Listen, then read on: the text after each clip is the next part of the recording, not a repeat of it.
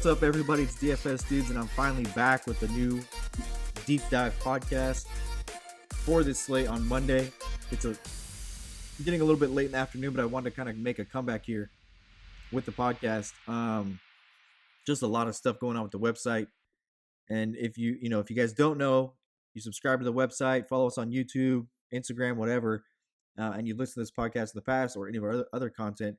I am the CEO of the website, so there's a lot of times where I'm more interested in getting the content out to you guys and making the site upgrades than I am not always able to get a deep dive podcast done, but I try to hop on as much content as I can and get as much content posted. And we've got a lot of stuff going on. We've added some great NHL content. Our NBA content has been absolute fire. Those are the two main sports going on right now. And then look, our NASCAR is outstanding. It's been outstanding through the first 3 weeks of the NASCAR season. Our PGA stuff is brilliant. It's very in depth and detailed. PGA stuff will start going up again tonight with Tee to Green, the preview there. Derek will get a podcast done where he breaks down, strategy, what his kind of thought process is overall for this week's coming tournament there at Bay Hill. So there's a lot of stuff going on, and then we're literally like hours away from launching NASCAR and NHL and the Optimizer. So we'll have a full suite of tools in the Optimizer covering all sports. Just an exciting time. So with all that stuff going on, and then the day-to-day stuff with just running the site as a CEO, I'm not always able to get a deep dive in, but wanted to hop on today. It's a 7-game slate. We should be able to do the deep dive going forward, just about daily, at least 5 days a week. Nice 7-game slate to get into today. There's some big over-unders out there. You talk about Memphis and Atlanta, the biggest at 241. That's an 11-point difference between the next highest over-under in the slate, which is Houston at the Knicks. And the difference in the two games, not only is an 11-point difference in the over-under, there's an 8-point difference in the spread, the Vegas line. It's only a 2-point spread for the Memphis-Atlanta game. It's a 10-point spread for the Knicks and Rockets. And then you've got kind of a defensive game that's got an interesting looking over-under with Milwaukee and Miami. And it's only a 4-point spread. Milwaukee's just so good defensively. This is the best team in the NBA so far. You look at value, there's some really interesting value with the Chicago-Dallas game. That game's in Chicago. It's a 4 spread. It's a 224.5 over-under. And then, you kind of get down. If I was going to pick a game that I thought had a chance to go over today, it might be Utah and Cleveland. Cleveland is just a team that I talk about all the time when they're playing at home. Very interesting team to look at when they're at home. They're very competitive at home. They tend to score more points at home. Their splits are it's real. Indiana and San Antonio, it's a 221.5. I think you can look at some Indiana pieces. I definitely think there'll be some lower owned good value on the San Antonio side. Aldridge is doubtful. He didn't go through shoot around today. That puts Trey Lyles in the center of attention. They're very short-handed. Derek White, Lonnie Walker. We know Jakob Poeltl is out. San Antonio's kind of banged up here. I hate talking about San Antonio because really it's always been all year long. The only two guys you could predict minutes from were DeRozan and Aldridge. But I've just not liked getting into San Antonio all year. It's just, you talk about the guys that you want to play that may have relevance, like, Derek White, Deontay Walker. The minutes are just crazy. They're not consistent. They got Rudy Gay just hitting on the bench there. Rudy Gay's a really good scorer, been a good scorer in the NBA for his career. Just kind of sits on the bench and plays 18 minutes, 15 minutes, 12 minutes, no consistency whatsoever. So, the focus tonight and the chalk, I think, is going to be on Memphis and Atlanta. I don't have a ton of interest in the Memphis side of it for the simple fact that Ja Morant's just been inconsistent. And this is, a rookie who's playing a much longer season than he's accustomed to. It's an 82-game season in the association. It's like, 30 to 45 games in college, depending on how good of a team you're on, how far you go in the tournament, how far you go in, how many tournaments you play in the preseason, how far you go in the conference tournament, etc. But it's not 82 games, and these guys kind of hit a wall. And Morant, I don't know if he's hit a wall so much as they're protecting him, because you've got DeAnthony Melton and you've got Tyus Jones and you've got Dylan Brooks and some of these other guys that are getting run, and you look at a game like the Sacramento game, and he plays, Morant, I'm talking about, plays 30 minutes and just not very good in that 30 minutes. And in that game, he plays 30 minutes. This is the game, they played Sacramento twice in the last couple of weeks. So I'm talking about the game at Sacramento. He played 30 minutes. He had 18.2 fantasy points. He played 35 minutes a couple of days ago against Sacramento at 38.1. And then a couple of days ago, they stunned the Lakers. He has 55.2. He has 14 assists. So I'm just very cautious with Morant. Morant, this is the type of production that we can see out of Morant. But how much does he have in the tank, with this season, etc. But Morant is a really intriguing tournament play today at 6,900. And let's talk about why. You look at the point guard position, you've got Westbrook, you've got Doncic, you've got Trae Young, and then you've got Morant and you've got Malcolm Brogdon. And I think that that's a really interesting way to build lineups tonight, is pairing up Morant and Brogdon. Brogdon's in a game that is going to go off the radar, but it's the last game on the slate. Interesting slate. There's not a late game.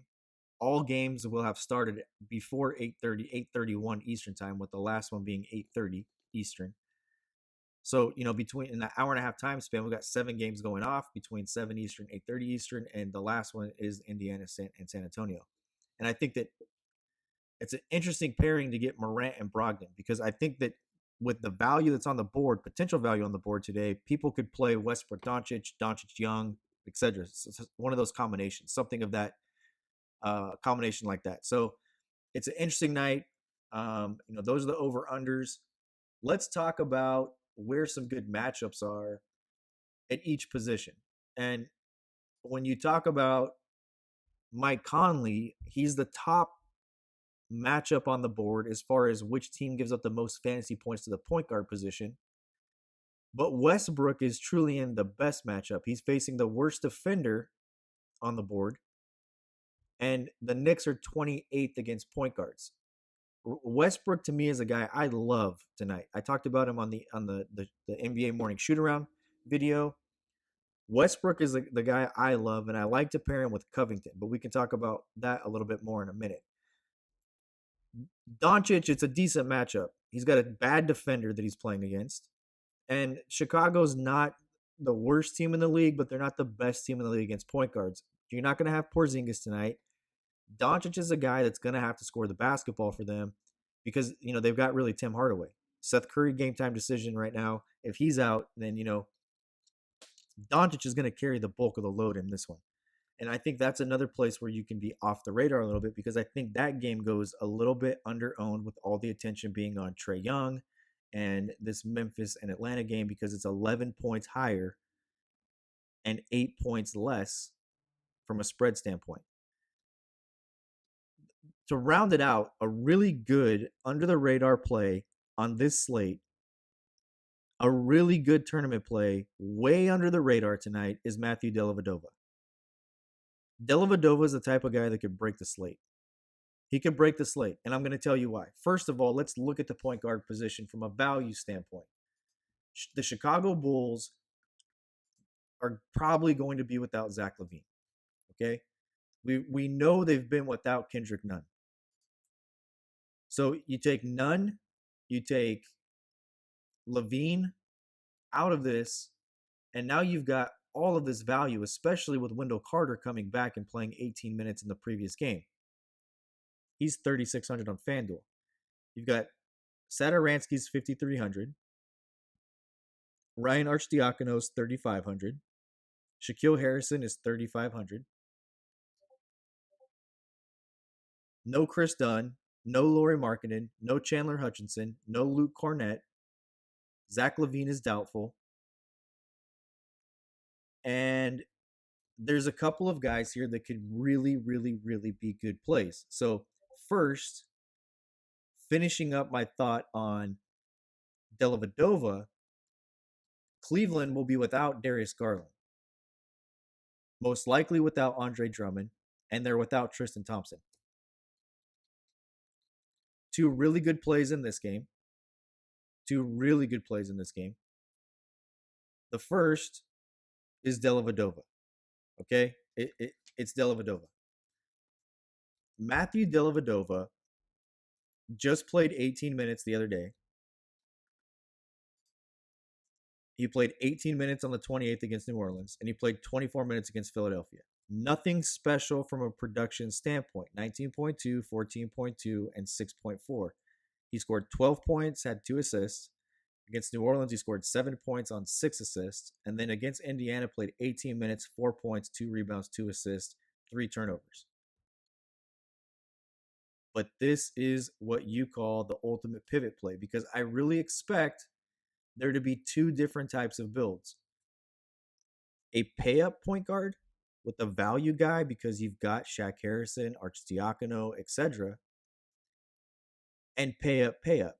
And I think that you can, if you're going to build lineups where you're going to pay up for one and take a value guy with another, I really think Dellavedova is a really, really solid play at 3,500. He should probably play 22 to 28 minutes tonight. Darius Garland, like I said, is out. And I don't think Dellavedova is going to show up on people's radars. Another guy in this game that's been huge lately, Kevin Porter. Don't think he's going to be on a lot of people's radars. You look at the minutes. Let's just go back the last 4 games. Okay, since we've had this Tristan Thompson, Andre Drummond kind of saga going on with injuries. He played 40 minutes against Miami. He had 51.1 fantasy points and broke the slate. 26 minutes against Philadelphia, 21 fantasy points. 30 minutes against New Orleans, 34.5 fantasy points.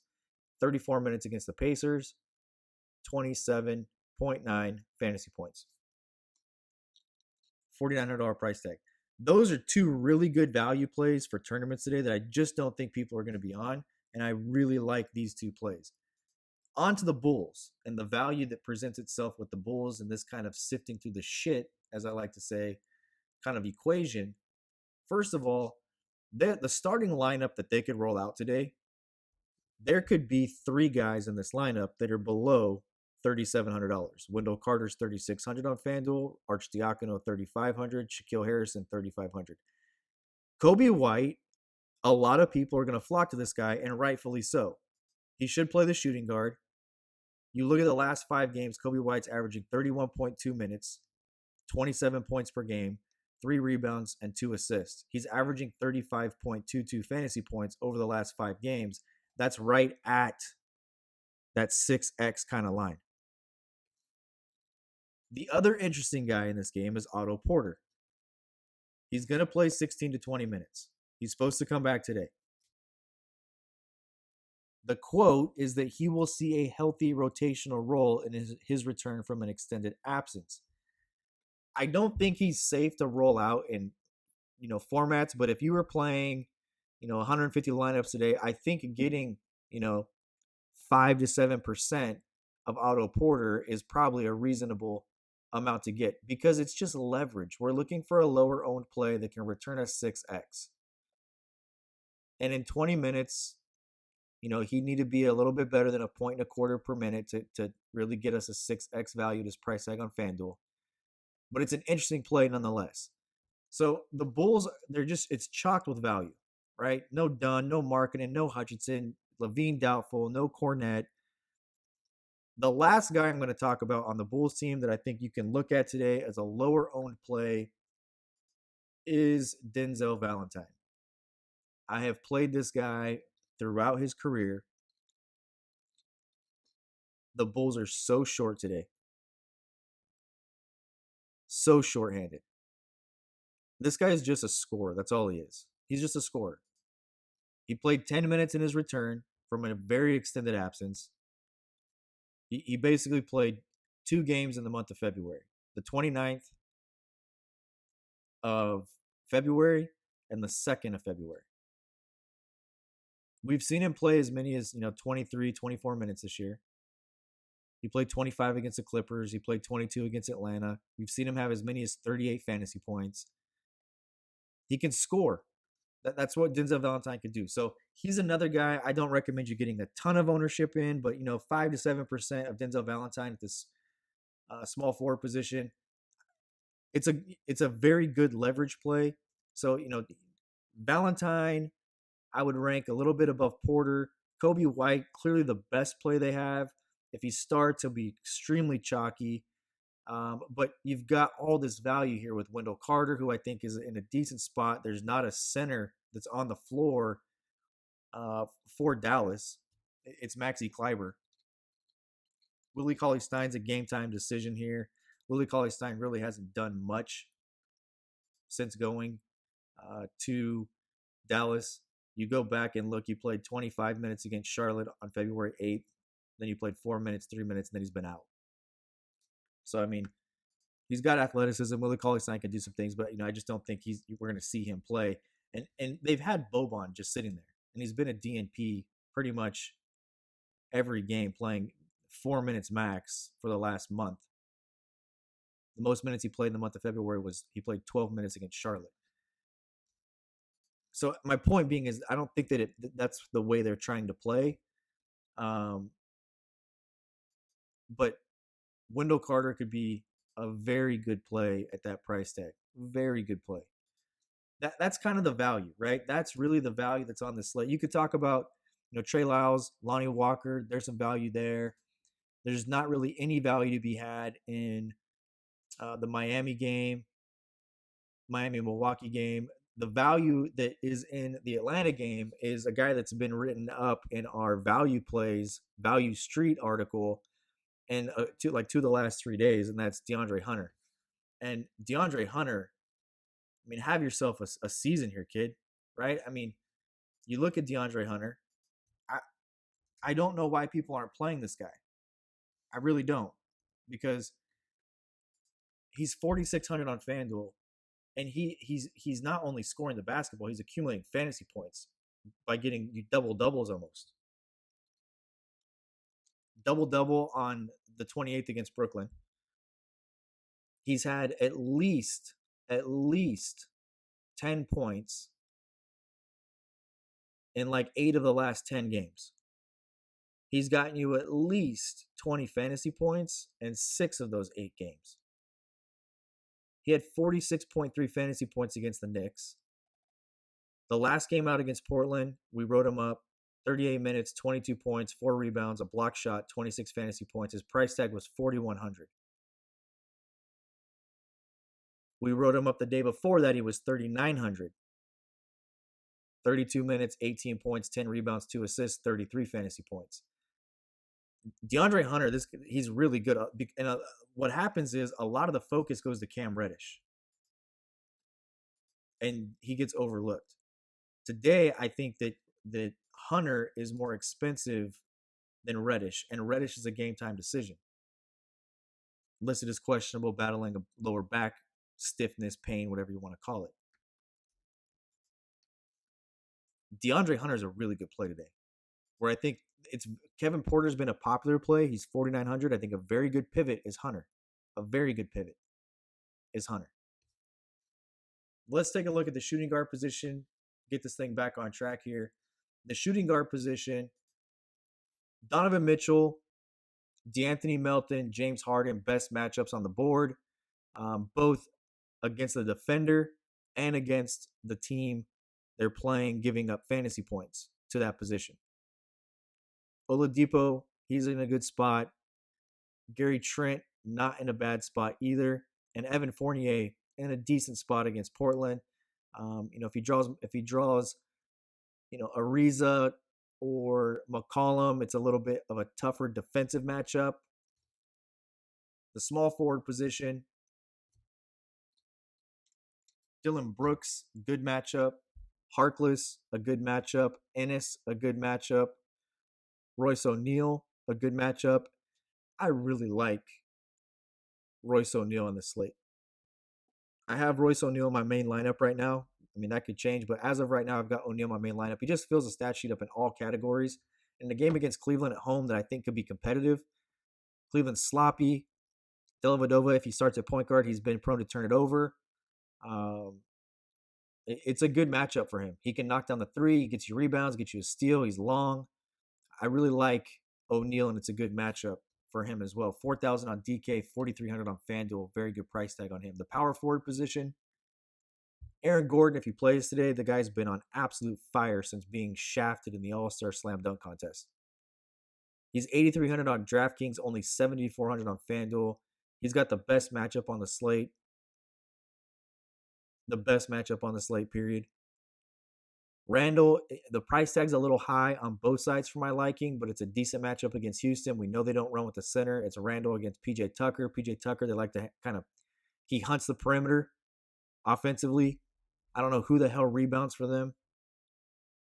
And then you got Giannis, and the usage rate for Giannis, 38.8%, and Milwaukee ends almost 40% of their possessions with the ball in the hands of Giannis taking a shot. Major usage, almost a 40 usage rate. To put that in perspective, just a little bit, James Harden at 37.9, Trae Young 37.1, Doncic 38.1, Westbrook 35.7. Just put that usage rate of 39% in perspective a little bit. The center spot is a really good matchup for Bam.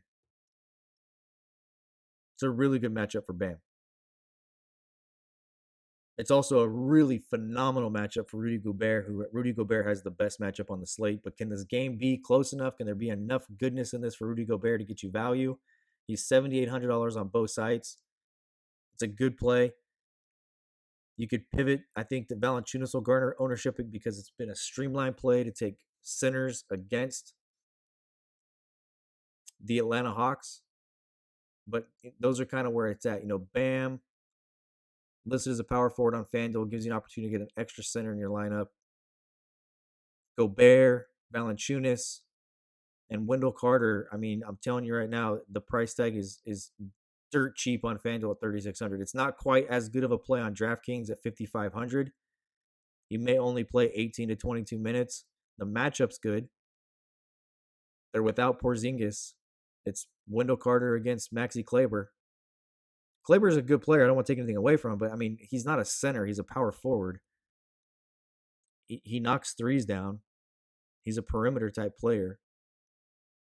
I think Wendell Carter, he's a center. He's a skilled big man. Plays under the hoop.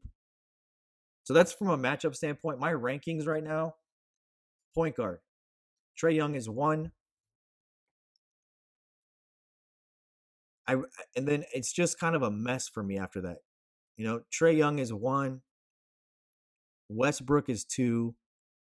Doncic is 3. And then it's value. Right? It's value. I don't like Kobe White because for me, I think Kobe White's going to be too owned. Without Zach LaVine, I think everybody's going to be on him. I don't mind the play. I just, from a tournament standpoint, I want to go somewhere else and try to get value from somebody else like Dellavedova, who I think is a really good play. I like Brogdon at 6,700. I like Morant a little bit. And maybe Kendrick Nunn. That's kind of where I'm at. But, the top 3 guys to me are pay-up spots. Archdiakono, he's in play. Shaq Harrison, he's in play. But I really like Dellavedova from a leverage standpoint over that Bull situation that I think is going to be obviously owned. Shooting guard position. It's kind of rough. Shooting guard's kind of rough. But if I was going to pick my favorite right now, I really like Donovan Mitchell as number 1. I think McCollum is 2, but he's too expensive. Love RJ Barrett in this spot. I really like Oladipo at 5,400. Lonnie Walker is going to be chalky. Terrence Ross is that's my dark horse at the shooting guard position. 4,900. Him and Kevin Huerter, I think, are phenomenal pairing. I would kind of mix it up with Mitchell and Ross, Mitchell and Huerter, and Barrett. Maybe throw those 4 in the mix at the shooting guard position. Those are really my 4 favorite shooting guards tonight. Small forward, Giannis is 1. Period, point blank, end of story, moving on. Love Giannis. I like Kyle Anderson in this spot. DeAndre Hunter is probably number 2. Anderson is probably more like 5. I think Jay Crowder's intriguing at 4,200. And Kevin Porter. Like Kevin Porter a lot. Don't mind TJ Warren in this spot. I just think TJ Warren at 5,900 on FanDuel is a little expensive. He's right at that's right at a 5x figure. I like the upside of a Kyle Anderson here. I like the upside of DeAndre Hunter, especially now that Cam Reddish is doubtful. Just really like this spot for Hunter. Power forward, it's ugly. Like Covington, I like Sabonis, I like Larry Nance, I like Trey Lyles, love Royce O'Neal, I like Bam, but there's not a people. My doorbell's ringing. There's not a lot of players that I love on this slate. When I tell you who I love, I'll recap that in a second. Let me get to center. I like Vucevic. I like Gobert. I like Valanciunas. I like Whiteside. I like Robinson. And I like Wendell Carter. It's such a stars and scrubs night in tournaments because I love Dellavedova. I love Donovan Mitchell. I don't even love Mitch. I can't even say that with a straight face. I love Ross, to be honest with you. But I don't love anybody particularly at the shooting guard position. The small forward position, I absolutely love DeAndre Hunter. I've just been on this guy for the last week. I really like Kevin Porter. I like to pair those two guys with Giannis. Power forward position. I mean, I really like Royce O'Neal here. Really like, but I can't get to somebody that I can tell you I love because I don't love the prices on these guys. But it's that kind of a night. And at center, I don't love anybody. I don't. But it's just a stars and scrubs type night. If you take a look at a sample build, right, you can legit throw Wendell Carter 3,600 in your lineups. Okay. You can legit throw a Doncic and Trae Young together, or you could throw a Doncic and Trae Young with a Dellavedova or an Arcidiacono or a Shaq Harrison, right? So if we take Dellavedova and throw him in with Doncic, right? The next person to pay up for would be Harden. Well, I would much rather play Westbrook. I would much rather play Westbrook. So if who else do I just love at the shooting guard position? No, I don't love anybody here. It's just an open door of rotational guys. Small forward, there's only one pay up spot. It's Giannis, 11-5. I don't love Giannis here, but I mean, you have to really like somebody that 40% of the team's possessions ends with the ball in his hands. Power forward, the pay up guy is Porzingis. He's 8,900. He's out. You've got Bam at 8,800, Sabonis at 8,700. So, I mean, you look at how this thing could be built, and you could legitimately throw Bam and Collins in a lineup. And here's what it looks like. You get Hunter at the small forward position. You've got let me just build this out real quick. So let's go Westbrook, Dellavedova. Shooting guard, I can't stand the position, but I like a couple of guys. Okay. And I like Terrence Ross, he's 4,900. And I like not really anybody else, to be honest with you. I just don't like a lot of people on the slate. But let's say that we liked, Kevin Huerter. So you go Huerter and you go Ross. Okay, we'll throw Giannis in this lineup, and you're going to be about 1,200 short if you want to load up Bam and Collins or Bam and Sabonis. So let's throw Wendell Carter in there. So we should have Westbrook, Dellavedova, Huerter, Ross, Giannis, Hunter, Bam, Collins, and Wendell Carter. A couple of things. First, we're 1,200 short. So we need to go down from Westbrook, which I don't want to do. I really don't. So at the power forward position, who's there that I love? I mean, you've got all these game time decisions, right? Let's just assume Aaron Gordon's going to play. So our lineup looks like this. Westbrook, Dellavedova, Herter, Ross, Giannis, Hunter, Bam, Gordon, Wendell Carter. Dellavedova's 3,500. Carter's 3,600. Hunter, a really good value at 4,600. And then 2 pay down spots at shooting guard. It's not pretty. It's not a pretty night. It's not a pretty night. Hopefully, you've got a player pool. Hopefully, you've got some guys we can take a stand on. Good luck in all your contests tonight. Check out all the content we're producing on the site on a daily basis for all sports. We've got full season-long previews up right now for MLB under our strategy section. MLB dropped out. 3 good pieces for NHL tonight. It's a small slate there as well. Look for PGA to come out tonight as well. I'll be back tomorrow, guys. Until then, be cool. Keep it cashing. Peace out.